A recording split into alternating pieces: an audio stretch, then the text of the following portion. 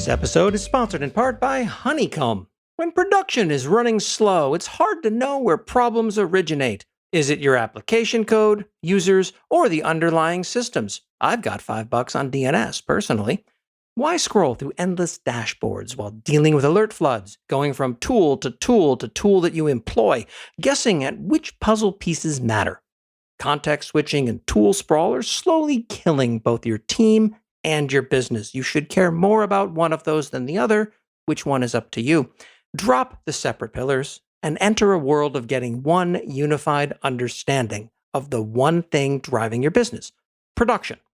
With Honeycomb, you guess less and know more.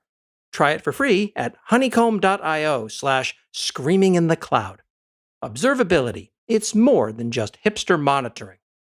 In the run-up to reInvent, where, as you might imagine, I had a whole mess of other things on my mind, AWS significantly expanded their free tier offering for outbound data transfer. TechRadar called it a major expansion. The Register likewise sang its praises, and Cloudflare CEO Matthew Prince claimed he was doing a dance of joy at the news. Meanwhile, I'm sitting here wondering when people stopped using pocket calculators. 100 gigabytes of data transfer from AWS to the internet, ignoring free tier, has a theoretical maximum cost of $15.40 if you do it from the most expensive egress region, which is Cape Town. In the United States, the value of that egress is $9. You'll forgive me if I don't start immediately doing backflips with joy over the cost of a single beer at reInvent. Seriously, Las Vegas got terrifyingly expensive at the conference venues. If I look around at the customer pains touching data egress, I assure you that even the free tier users who got caught by surprise aren't complaining much about a few dollars of data transfer. They're likelier to be complaining about things that are more substantial, like the infernal managed NAT gateway pricing. In effect, AWS at most 100x'd their free tier limit, which used to be 1 gigabyte per region, by offering 100 gigabytes a month across all regions in perpetuity. Meanwhile, Oracle Cloud Infrastructure's always free tier continues to offer 100x, or 10 terabytes, what AWS does now with their expanded offering, instead of the previous 10,000x that they were trouncing it with. I just want to be very clear here. When you're getting slapped around on pricing by Oracle, of all godforsaken companies, something is dramatically wrong with your pricing. Let's talk CloudFront. As a part of their free tier expansion that barely deserves the term, AWS also granted 1 terabyte of data transfer to CloudFront users as part of its free tier expansion. This is a little bit meatier at the expense of being way less deterministic. If you tell me you're going to put 1 terabyte of data through CloudFront and ask me how much it's going to cost, you might expect me to ask what region it's being served out of. In a fun twist, that doesn't matter in the slightest. What does matter, and is basically impossible to predict in advance, or frankly to guarantee, is where the people downloading your content are located. As a result, the value of this ranges between $85 and $120 a month.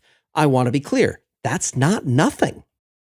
This episode is sponsored in part by my friends at Cloud Academy. Something special just for you folks. If you missed their offer on Black Friday or Cyber Monday or whatever day of the week doing sales it is, good news. They've opened up their Black Friday promotion for a very limited time. Same deal. $100 off a yearly plan, $249 a year for the highest quality cloud and tech skills content. Nobody else is going to get this, and you have to act now because they have assured me this is not going to last for much longer. Go to cloudacademy.com, hit the Start Free Trial button on the homepage, and use the promo code CLOUD when checking out. That's CLOUD.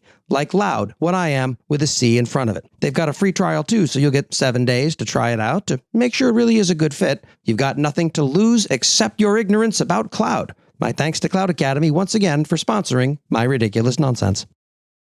But the poor schmoo who got surprised by a compromised account and a $45,000 CloudFront bill for their trouble is likely not going to be assuaged by that. Meanwhile, for CDN purposes, Cloudflare handled something like 130 gigabytes of traffic for me last month for free, with no cap of which I'm aware. I upgraded one of my domains to a $20 a month plan that I relish paying purely for the joy of not having to play slap and tickle with CloudFront, Motto, it's not just expensive, it's also infuriating. Let me be clear here why I care so much, because I don't want to be misunderstood. To my enterprise customers, this is completely irrelevant. Nobody hires the Duckbill Group because of a few $100 a month on their AWS bill. My complaints with data egress costs are completely unchanged from the big company perspective. This does not move the needle one iota on their data egress concerns. And for the free tier customers, it's far worse. This doesn't solve the surprise bill that shows up on what they thought was a free account.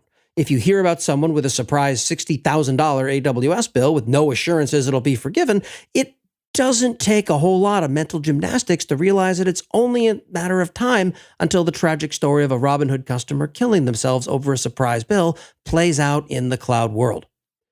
The reason that I like cloud economics is that it's not a life or death issue. The current state of the AWS free tier is the single screaming exception to that, and it needs to be addressed immediately. This is a nice quality of life enhancement, but it does not do anything about the actual root problem here.